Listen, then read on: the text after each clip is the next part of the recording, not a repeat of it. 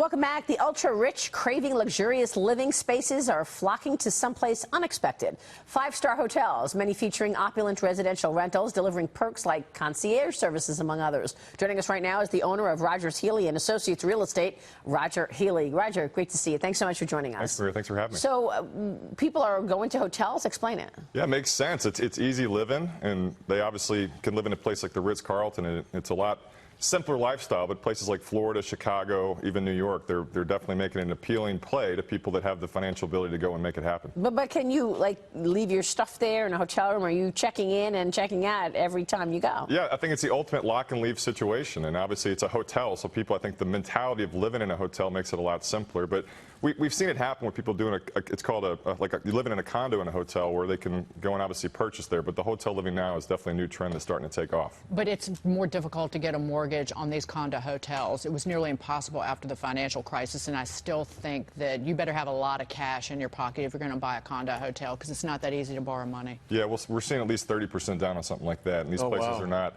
They're not entry-level purchases. We're looking at $1.5 million plus. So yeah, when they're doing that, it's a lot of second homes. So yeah, people are not too excited to put that kind of money down. And the lenders are not there. The restrictions on getting a mortgage on these properties are notable.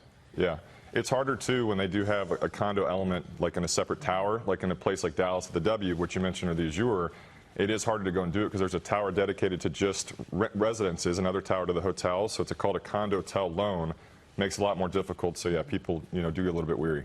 Yeah, I remember several athletes going and, they post up at a hotel for, 6 to 8 weeks at a time. And right. It actually was more convenient for them because, as you said, when they got time to leave, whether it's the off season and they're training or part of the year where they may not have, 6 months to stay in one location. Right. And the living's there. A lot of people, particularly if you're an athlete, entertainer, and you're moving around, you don't want to clean up every day, right? You want to be able to order your food whenever you can. So if you, like to your point, Dagan, if you have the means, it works out for some folks' lifestyle. Yeah.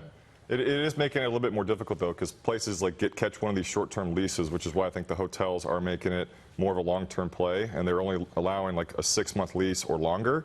So maybe that's that's the answer to the difficulty. And I wonder if that's a good point, Rogers, because I wonder if that changes the trend in this. You mentioned the sustainability of, like, is this a trend? Is this something that's really going to go for a while? You mentioned the athletes, Jack. I'm sure there's demand there, but you mentioned, low interest rates have helped to somewhat degree of that, Dagan, but they've also not helped because the lenders haven't been there. What do you think, though, Rogers, about some of the areas of the country with respect to, like, just let's say better business environments, like in Dallas, for example, Florida? Those are maybe areas that could sustain, yes? Yeah, the places that I've done research on that have showed that they're actually doing this are places that tend to be a more volatile market when things slow down. So it really hadn't hit Dallas yet, but places like Florida, Chicago, Phoenix. Chicago, where I am, yes. Yeah, Vegas, the cities that 10 or 12 years ago when it was difficult, those were the ones that we saw the rapid decline in. So maybe they're trying to stay ahead of the trends with everyone talking about the real estate market slowing down. So let's talk about that, because mortgage rates are down significantly from this time last year. Right. How would you characterize the market right now in terms of real estate, and go into high end versus sort of mid income as well? Yeah, just across the board, it's still been great. The irony is that when they reduced the interest rates a couple months ago, that is really when seasonally it slows down, no matter how great or how bad the market is. So if they would have gone and adjusted the rates back in the spring or the early summer, we probably would have seen a different kind of increase. So how's the supply in the market? It's stronger now than it has been, because this is obviously seasonal. People start to slow down. Like, we've always found that across the board, wherever we're doing stuff, whether it's in New York or Dallas or Chicago, Miami, whatever, this is when it slows down every single year. People are preparing for the holidays, preparing for the new year. So, it is your classic supply and demand situation, but entry level across the board, the supply is still relatively low. We were talking earlier, I live in Florida, right.